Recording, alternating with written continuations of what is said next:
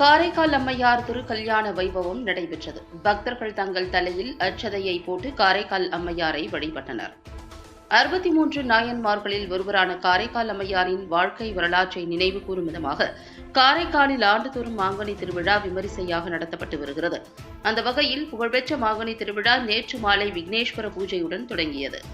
முதல் நிகழ்ச்சியாக மாப்பிள்ளை அழைப்பு நேற்று இரவு நடைபெற்றது. இதனையடுத்து இன்று காலை 11 மணிக்கு காரைக்கால் அம்மையார் என்றழைக்கப்படும் புனிதவதியாருக்கும் பரமதத்த செட்டியாருக்கும் திருக்கல்யாணம் வெகு சிறப்பாக நடைபெற்றது. முன்னதாக வைதீக முறைப்படி வேத மந்திரங்கள் முழங்க யாக பூஜைகள் செய்து திருமண சடங்குகள் நடைபெற்ற சரியாக 11 மணி அளவில் அம்மையாருக்கு மங்கள நான் ஏற்றப்பட்டு திருக்கல்யாண வைபவம் நடைபெற்றது.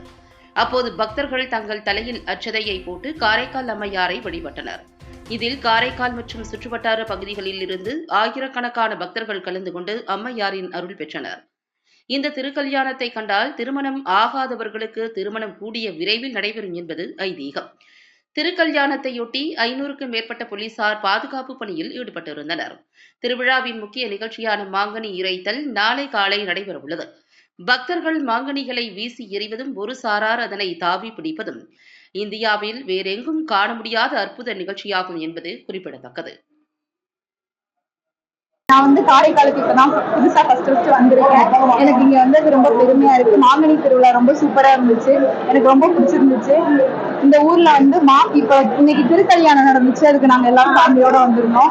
அந்த திருக்கல்யாணத்துல அந்த மாங்கனியை வாங்கி யாரெல்லாம் அதை வாங்கி இது பண்றது சாப்பிடுறாங்களோ வாங்கி வச்சிருக்காங்களோ அவங்களுக்கு கல்யாணம் ஆகாதவங்களுக்கு எல்லாம் கல்யாணம் ஆகும். குழந்தை இல்லாதவங்களுக்கு எல்லாம் குழந்தை வரும். அதனால நீங்க கண்டிப்பா காரைக்காலுக்கு வந்தீங்கன்னா அம்மையார் கோயிலுக்கு வந்துட்டு போய் தரிசனம் பண்ணிட்டு போங்க.